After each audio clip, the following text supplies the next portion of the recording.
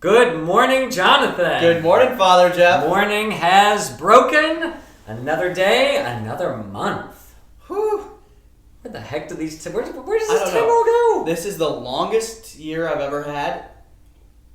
It is The shortest. It is not the most normal year any of us have had. No. You know what? I was thinking the other day, people did not put enough blessings on their house after New Year. We didn't do it, and look at what happened. I did it. I got the chalk drawing up on mine. I didn't chalk 2020. anything. My goodness. Yeah, and here we are in September already, the 9th month. The 9th month with the 7th name. The 7th name, September. Oh, don't even get me started down that. I can expound upon this for all those who really, really want to know. So here we go. So when you look at the months, you'll notice this oddity that September, sept is the prefix for 7. 7. October. The perfect number. Yeah. Which is the month I was born in, so it makes sense. October, 8. November, 9. December, 10. So the months are literally September, October, November, December, 7, 8, 9, 10. But that's not how we count them. It's 9, 10, 11, 12. So what happened was March used to be the first month. And when March is first, then April, May, June, July, August, September, October, November, December, January, February. Interesting. I'm no mathematician, but that math adds up. It does add up. And the reason I think March was the first month, you can read all sorts of things on this, but it makes sense for the Christian perspective because March was the time when our Lord was conceived. I mean, we celebrate his Annunciation on March 25th. March 25th, the first month, and then... That's when it all began. That's when it all began. So we started counting in March, and then there's a whole thing about why... So March 25th, they're right around April 1st, that whole thing. The reason April Fool's Day is April Fool's Day. I think if you go back to our April Fool's Day lesson, we talked about all of this. I think So I'm not going to repeat myself. Go back and find it. I'm sitting on the other side, and Jonathan is dressed as a priest, and I'm dressed as a layperson. That is right. And so you can find it easily, and we'll tell you all about April Fool's Day and the months and why it's that way. I even had the glasses. Not these glasses. They were close. They were close. So yeah, September 1st, month of your birthday. Yes. What day is your birthday? September 21st. Oh, I got plenty of time to get you a gift. Right. Our Lady's birthday is coming first, September 8th. Yes. 9 months after the Immaculate Conception in December. December 8th. December 8th is the Immaculate Conception when Mary was conceived, not our Lord being conceived. Mary was conceived, and then 9 months later, we celebrate her birthday. But Jesus was also conceived without sin, immaculately. Right? I mean, yeah, but his was a virgin. His was the virgin conception. Hers was an immaculate. We call one the Annunciation. We call one the Immaculate Conception. Let's not confuse people, Jonathan. They're already confused enough on virgin birth, Annunciation, Immaculate Conception, all of these things. These Catholics, they just need to simplify things. We do not need to go down that path. Amen.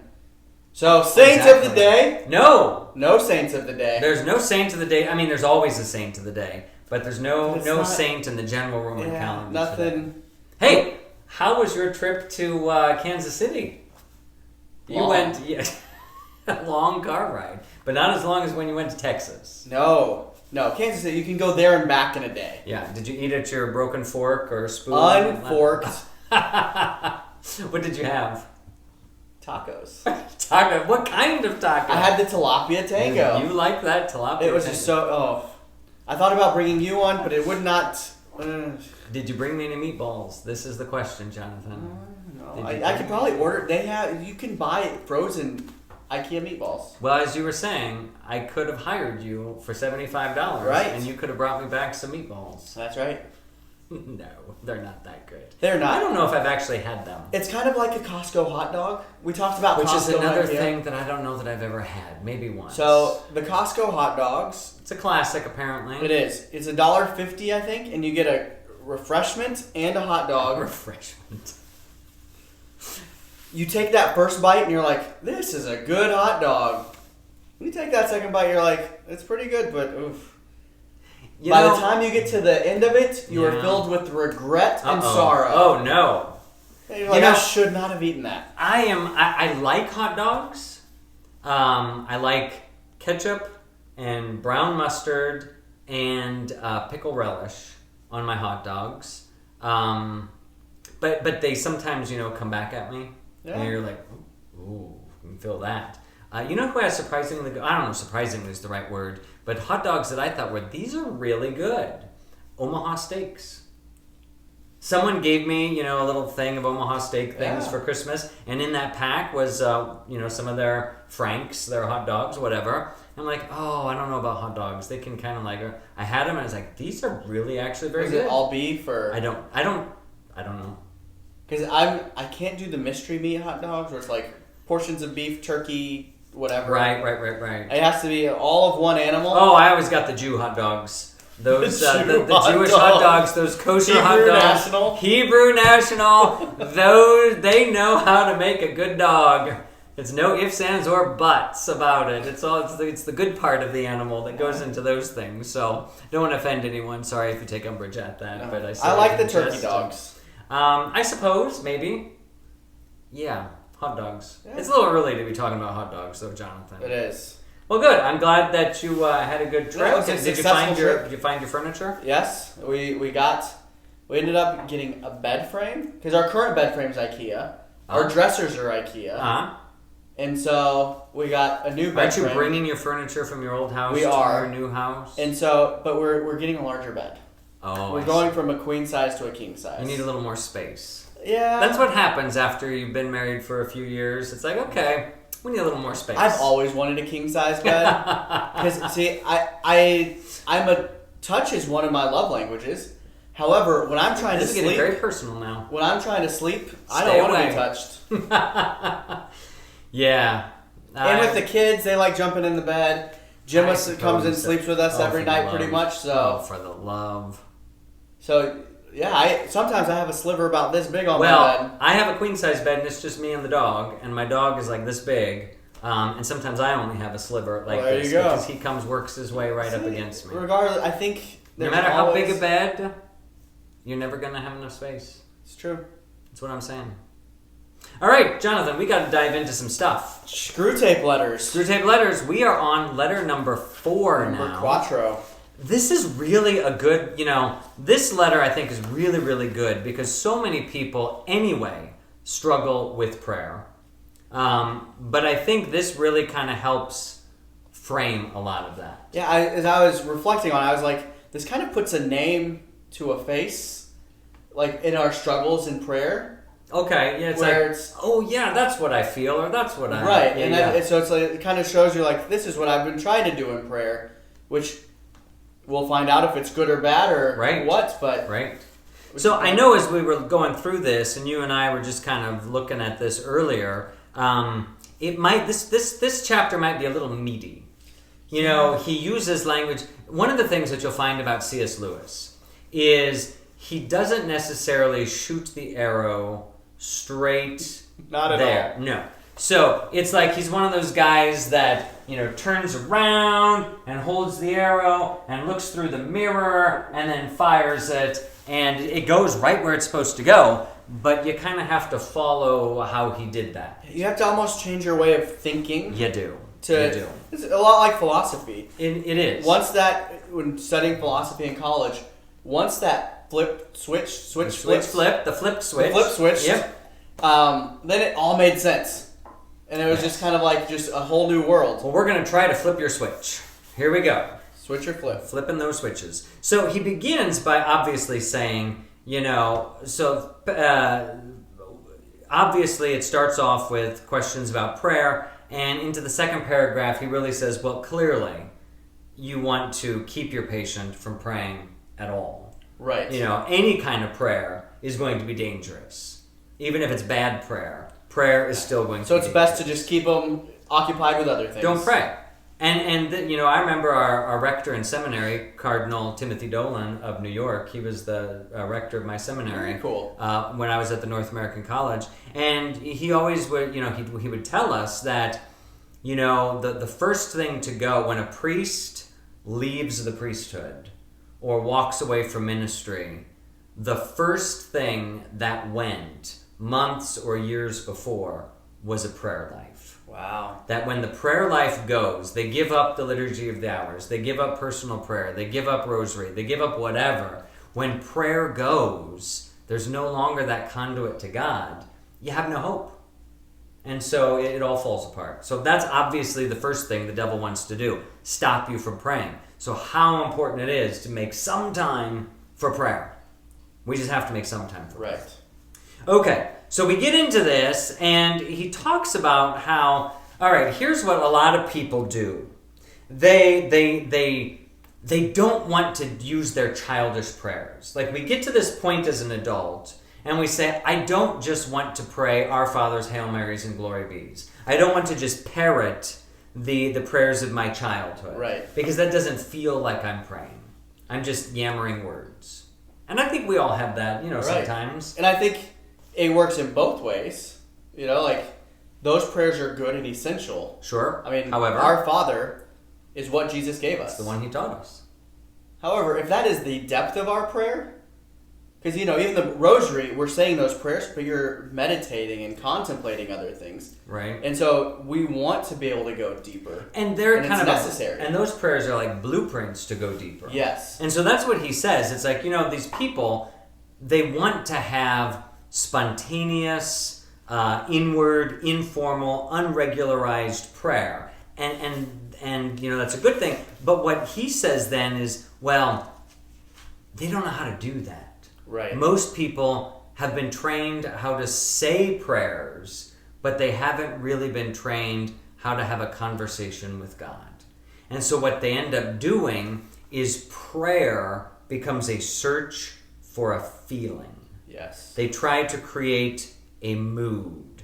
We try to produce in himself a vaguely devotional mood. Yeah. Oh, I felt something when I did that. Yeah. And it's this, you just kind of feel it, and that's not prayer. Prayer is not something that happens here in the feeling part of your body. Right. Prayer is something that is of the mind. Contemplation is good, but many people, and this is what he says. I mean, I don't know if you caught this, but he says, this is exactly the sort of prayer we want. This prayer of getting a devotional mood. The devil just wants you to think about moods. Because the prayer of silence, as practiced by those who are very far advanced in the enemy's service, it takes everyone else like a long, long time to figure out how to do that. Mm-hmm. That basically what he's referring to some of the great saints who were able to enter into contemplation. Right. Where prayer is no longer words, but prayer is just being in God's presence. Right, that it state is of being. Silence, a contemplation. Mm-hmm. And if you don't know how to do that, then you're going to be distracted. Right. And you're going to be drawn off into all of these other different things. And how many of us have been in prayer and you start thinking about your grocery list or Yeah. other things and just what you need to get to? Or it just becomes yammering. It just becomes, I'm not going to use these words, but I'm just going to talk at you, God, and I'm never really listening to you. Yeah. Yeah. So he mentions bodily position. I think some people in their arrogance, in their, it doesn't matter how I don't need to be on my knees to pray. I don't need to be standing or sitting, or I don't need to be, whatever. And his point is here, they constantly forget, as what you must always remember, they are animals. And whatever their bodies do affects their souls. Right. Bodily position is important. So kneeling is appropriate sometimes. arms. But if the kneeling then becomes where all I can focus on is the pain in my knees, or my back because of it, just that's not a good way to pray. So, a lot of times prayer is just getting yourself in a position where I can easily enter into contemplation. Sure. John Paul II would lay down on the floor in the shape of a cross and pray face down in the shape of a cross before the tabernacle. Right. Not to go to sleep, but to enter into that prayer. Yeah. And so it depends on where you are too. If you are in the middle of a whole church that's doing a adoration time, you don't just go up to the front and prostrate yourself. Sprawl out on the floor, exactly. But there's a time and place for those things. But it is so important that we put ourselves in a position that just because I'm tired doesn't mean I should lay down to pray. Right. Because that is actually not helping me get into a deeper relationship with God. It's making me just more comfortable. Yes. Which might lead to falling asleep. And it's kind of like what they always tell us, behavioralists, sleep scientists, and whatever, that you should not do anything in your bedroom except sleep. That's not the room that you should play on your computer or watch television or whatever, because then you train your psyche to do those things there. If you want to have good night's rest, that bed should be reserved for sleep, so that when you crawl into it, everything about your body knows, I'm supposed to shut down and go to sleep now. So same thing with prayer, we should not be taking postures that should be for other things. And, I'll go off on a tangent here. This also affects the way we dress for Mass.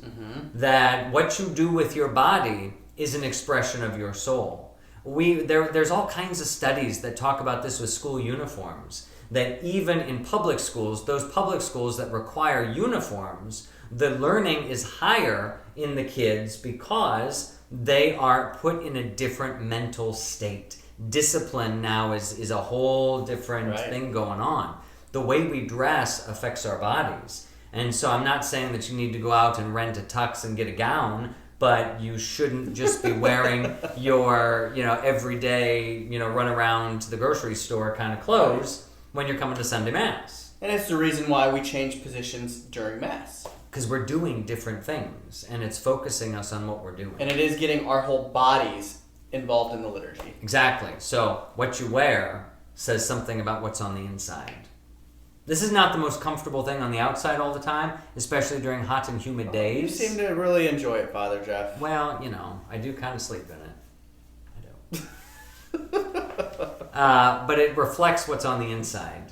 This outward sign reflects what's on the inside. Yeah, and that's part of the death to self that you took when you didn't die to another, but you died to the church, and that's one of the reasons you wear black. I died for all of you.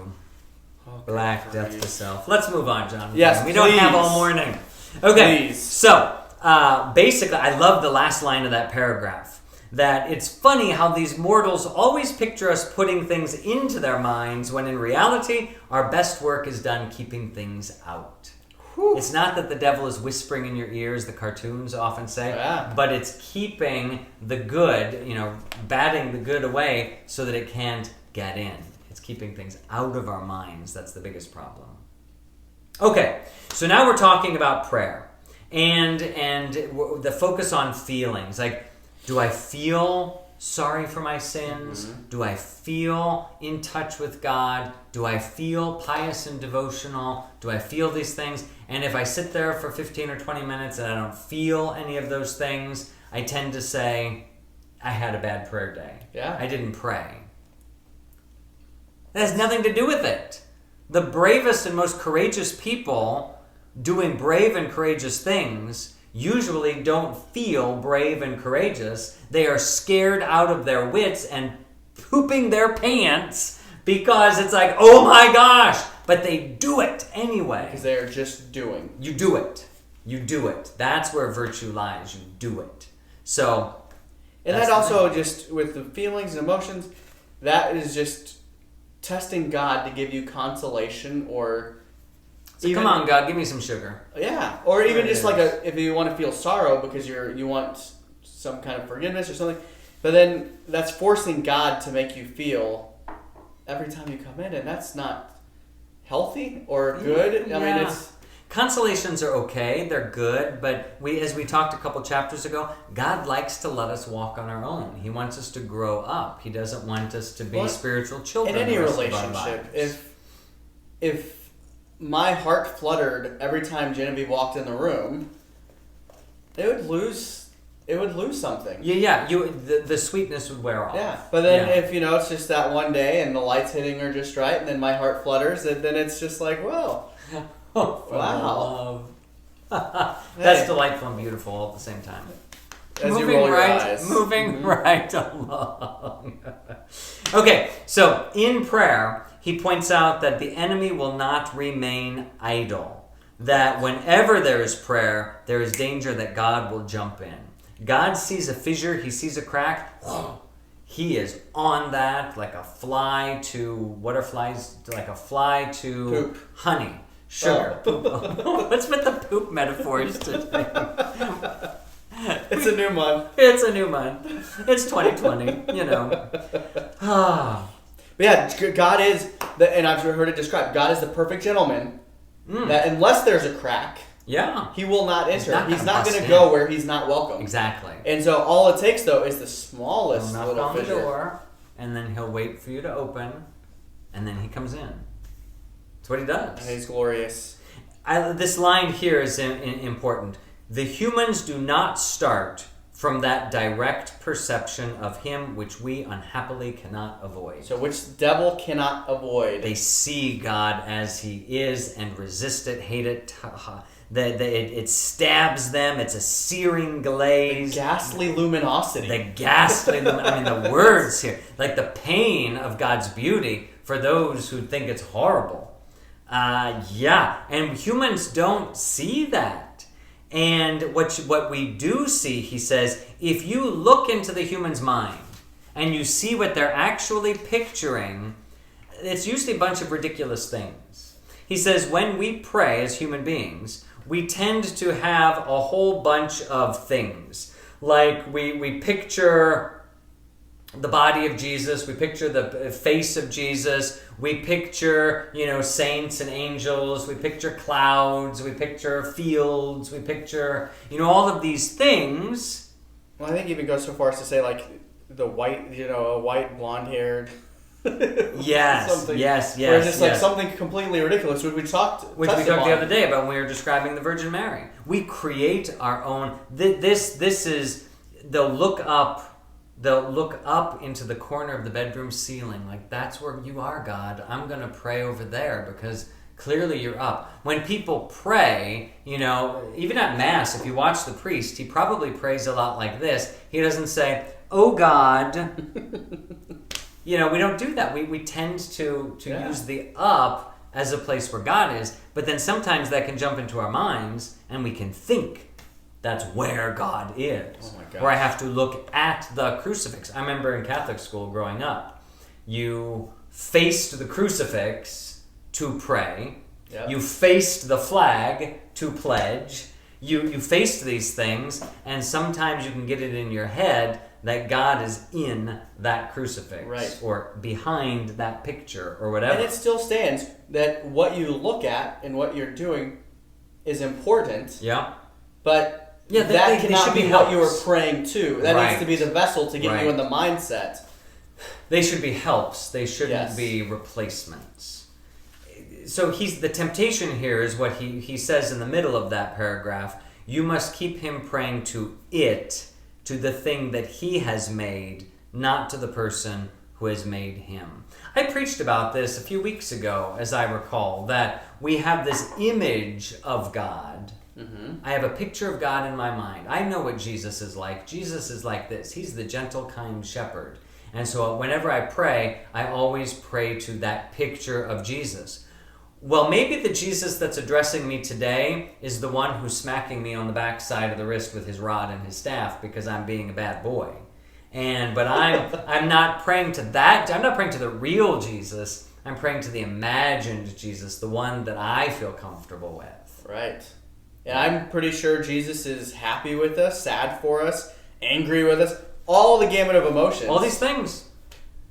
but we have to get to know him and pray to him and let him be him. It kind of goes back to what chapter 3 was when we were talking about the patient and his mother, how neither one of them were really seeing the other person as they really were, but were interacting with the imagination of the person that they held in their imagination. So prayer can be dangerous that way because we end up talking to a picture in our heads rather than talking to the God that is really there.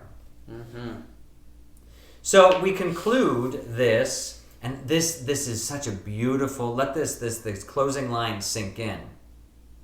So once all his thoughts and images have been flung aside, or if retained with the full recognition of their merely subjective nature, that these images that I have in my mind, I don't need them. And the man trusts himself completely to the real, external, invisible presence who is in the room with me. I will never know him as he knows me. That is when the incalculable can occur. It is a real nakedness of the soul in prayer. And it says here, you will be helped by the fact that humans themselves do not desire it as much as they suppose, for it is more than they bargained for. We want to have a deep relationship with God. But in order to have a deep relationship with God, we have to be naked and vulnerable before him. And that's a frightening thought. It is. Because he could just come in and do whatever he wants with us. Am I ready for that? And it will be changing you. It will change you. To be more like him. Yeah. Which means letting go of yourself and the things you cling on to. I have to die to myself. And so that's where the temptation comes in. Don't pray. Don't pray to the real God. Keep up these childish images of prayer. Keep praying so that you get feelings. Keep it all internal and never reach the real, true God. Because if you get to that real, true God, although it's painful and it's hard, it's worth it and doable. Because he gives you that strength. He supplies. God is prayer. The Holy Spirit is prayer, and he's the one that leads us to the Father through the Son. So my title, Jonathan, did you have a title? Yes. What's your title? Praying to God. I think you're making this up right now. As you Not speak. with God. Okay. Praying to God, not with God. That's what the devil wants you to do. Oh, I see. The power and danger of prayer. And danger. I have it in parentheses there. See, it's right there. The power and danger of prayer. Prayer is dangerous, both because you can be tempted so easily into a wrong kind of prayer, but both if you really pray, like we said, your life is forfeit. I guess I should add to a God, because that thing on the wall becomes a God. An idol. An idol. Yeah, an idol. Well, there we are. September's begun. Prayer. Now you all know how to pray so much better, I hope. Yeah. You guys can start wishing me a happy birthday. Oh, for the love. We've got weeks to go. Weeks to go before you sleep. You celebrated your birthday month, octave, something Jonathan, like that. That's because many things happen in my life back to back to back to back. That's true. That's true. All right. We got to go. You guys have a good day. Bye-bye. Bye.